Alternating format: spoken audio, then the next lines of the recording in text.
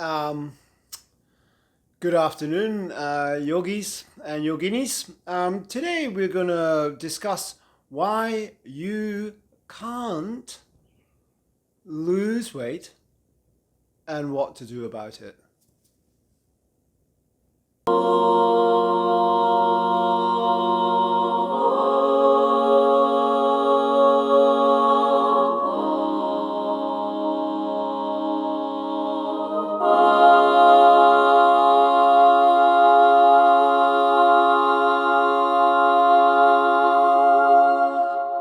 Okay, so I think it's important, first of all, to understand what it is that happens when you store fat, right? So what actually happens, what's happening there in the body. Um, so the excess carbohydrates and proteins are turned into triglycerides, which are used obviously for energy in a normal process, but when they're excessive, they are transported by the blood into the fat cells, and they are then stored as droplets right within the fat cells, and so consequently the fat cells increase in size. They don't increase in number, right? So you don't get more fat cells; you just get bigger fat cells, and so it's important to understand that, right? Firstly, and once, of course, they're stored there, unless we do something about it, they're just going to stay there, right? So that's basically it. And you get bigger because your fat cells get bigger. So that brings me to the point now of loss. So, people use that word, and the diet industry is really prevalent with using that word because, just lose weight, lose. Now, what does that word mean for you? Is that a positive word? Is that a positive thing, right? Loss, is that really a positive thing? It's generally a very negative perspective, and it's a negative way to look at things. So, and the matter is that you can't lose fat. You can't lose fat. You can't lose fat. Nobody can. So this is the crux of it. Why can't you lose fat? Well, because it's impossible. It's actually impossible to do. What we can do, of course, is transform the fat. So, you think about it, and I've said this before, where do you think it goes when we lose it? It's like losing your keys, right? It's like, I've lost my keys, right? Where are they? They're actually not lost, are they? They're just misplaced. They're put somewhere else. And so if you try to lose fat, right, so that's precisely what happens. You're not going to lose anything. It's not going to get lost, right? It's not like, oh, there's a kilogram of fat underneath the couch there that I've found, right? You don't lose it. Right, and as I've said before, many people come to me in my profession and say, I just want to lose weight. I just want to lose weight. They don't say fat. I just say, I want to lose weight. Right, so, well, you can lose weight by losing muscle. You can lose weight way less by diminishing muscle mass. And on the scales, you're going to look like you've lost weight. Or you can have an accident, right, and perhaps lose your legs. Right, and that will show up on the scales that you've lost weight. But that's not really what people want. So this is paramount. This is really important, right, to get your head around this. Until you get that, you're stuck in that yo-yo cycle, right, of trying to lose something and then finding it again. Trying to lose something, finding it again. Trying to lose something, finding it again. And as you know, it doesn't work. So you got to get out of that. That's the first thing. You got to get out of that. Get out of that loss mentality and get into a positive mentality about transformation. Getting into a positive mentality about transformation is the first step. And then, right, once you're doing that, then the body will respond. And that is it in a nutshell. The other thing that's interesting is if you ask people what actually happens to fat, right, when they go on a diet and the scales indicate that they're now lighter than they were before, what's actually happened to the weight? Ask them. Now, 9 or even more more than that. Very few people actually understand this, including the experts. Including the experts. So the experts don't get it, they don't understand. They think it's about, it's turned into energy. That's not true.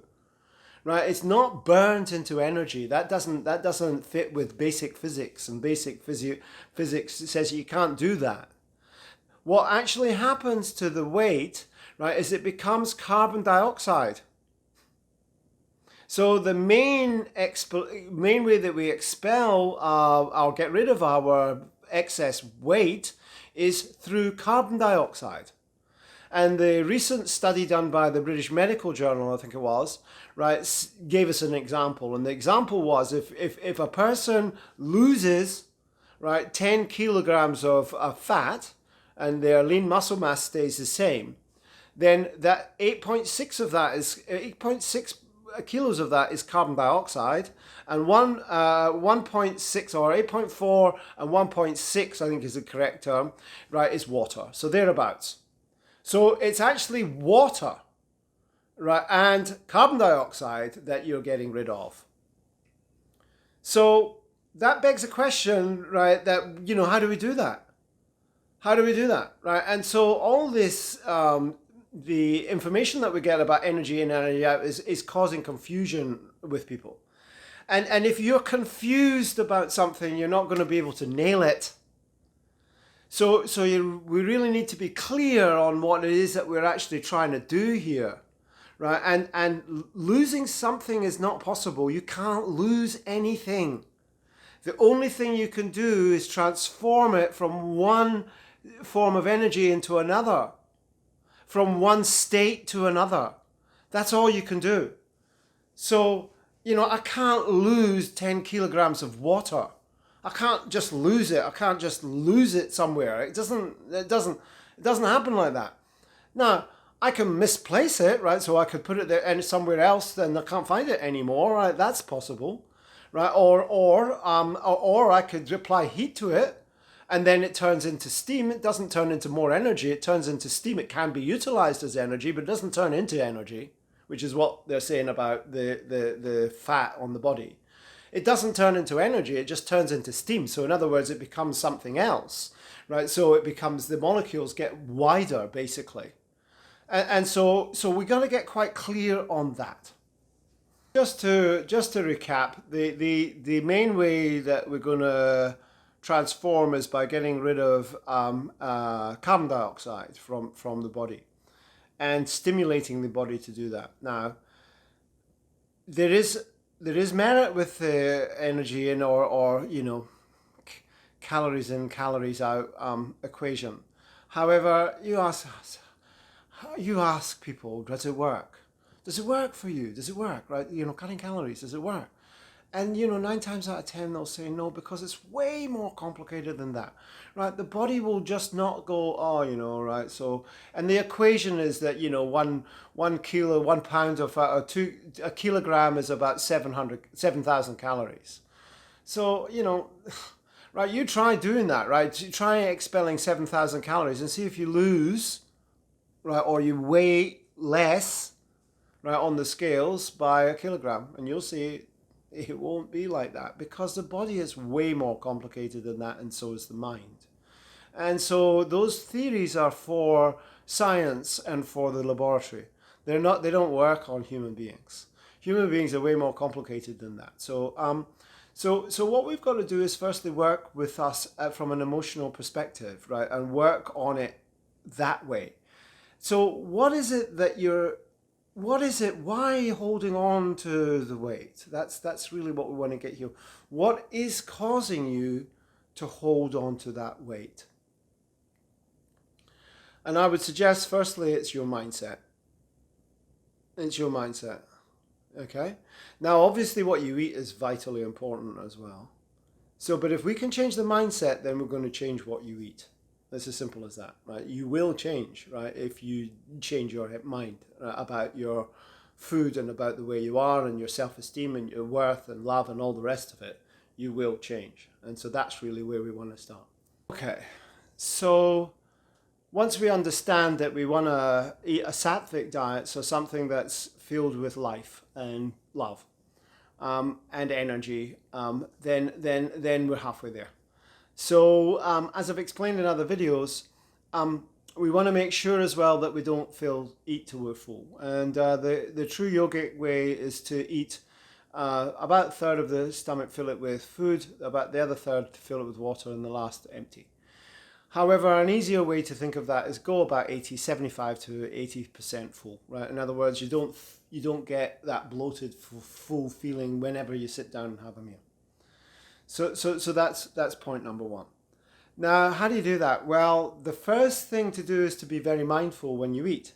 So in other words, we don't want to eat while we're distracted. So we don't want to eat watching TV, that kind of conversation is good, right? So there's nothing wrong with that, with good conversation, but not distracted by mobile phones and television and all that kind of stuff. We don't want to do that. So we want to be very mindful in our eating.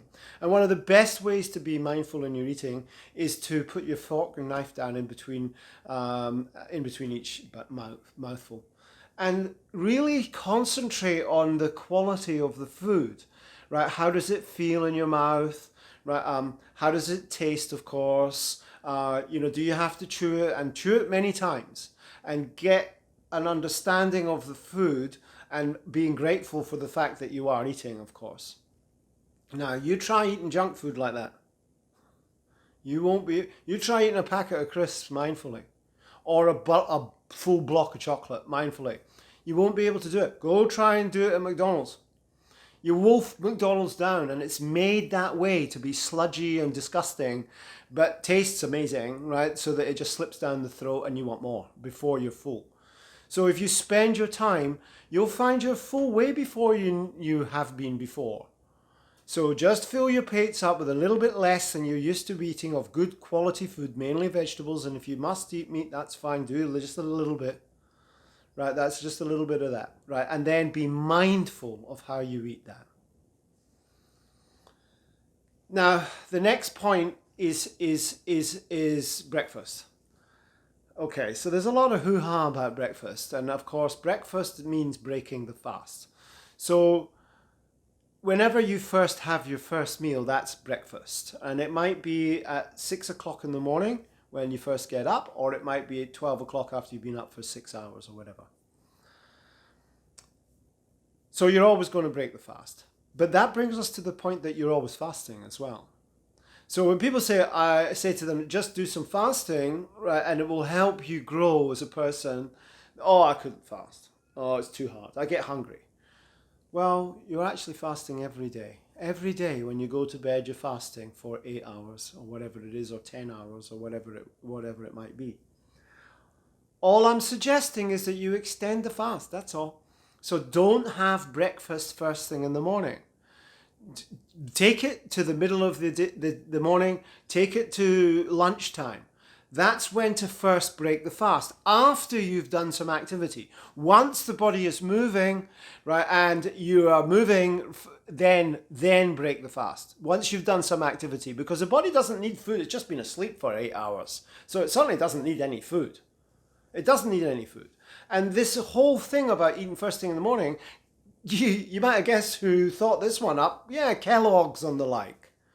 Cereal companies. And I'm talking about processed cereals here, Cheerios and these kind of disgusting things that they sell, right? So certainly the worst thing for us is to eat processed food first when we get up, especially processed carbohydrate in the form of cereals sold by the cereal companies. And they are selling you, make no two ways about it, you don't need that stuff.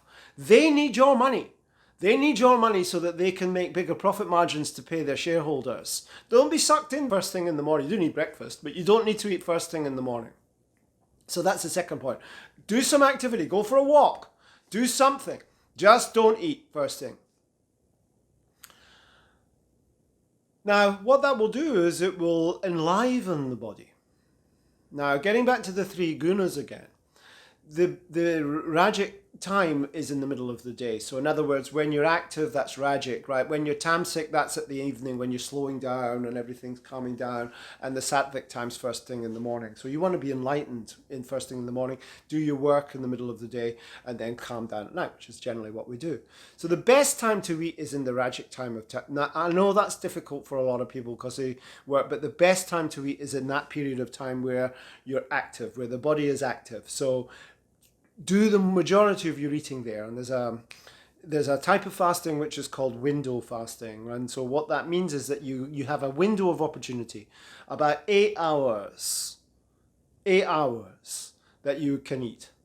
So if you started, let's say at, I don't know, like at 10 o'clock, right, in the morning, you have an 8-hour opportunity to eat. So you'll be finished your eating by 6 in the evening and no more food until 10 o'clock the next day. And that's window fasting. And that works really well. And you'll tend to eat less. You'll probably eat maybe 2 meals, maybe 2.5 meals in the day rather than 3 or 4. And that's the other thing. Don't snack. Get rid of snacking. Snacking's a con. You don't need to snack. You don't need to snack. You don't need snacks. Right? It's another con, right, by the companies that are selling food. You don't need them. Get rid of it, right? So that's another thing to get out. Have some green tea, whatever it is that you like.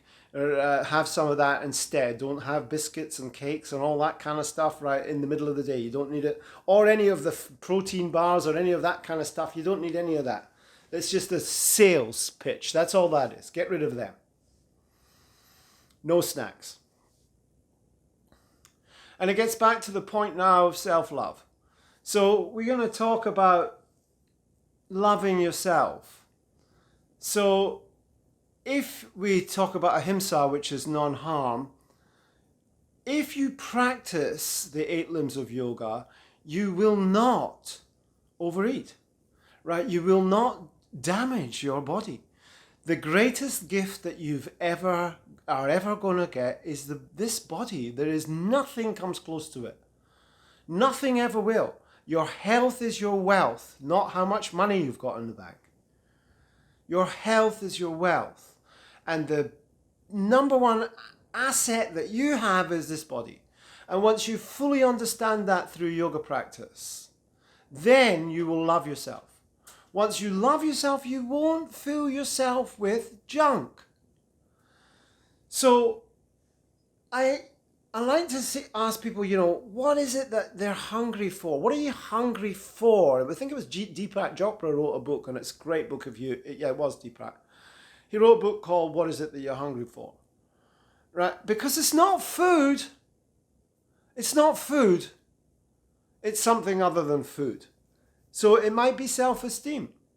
It might be love. It could be that you're holding on to something, apagara, right, which is another form of yoga, another part of the 8 limbs of yoga.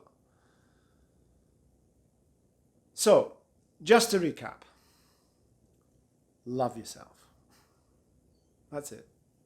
Love yourself. Don't harm yourself. Look at this just as if you would do to your 7-year-old child. Would you harm the child? Would you give it junk? Would you give it rubbish? Would you call it an idiot, right? Would you call it a fool? No. Love yourself like you would do your own 7-year-old. If you've got one, if not, like your mother. Love yourself. You were a little child once. Love yourself. Don't harm yourself.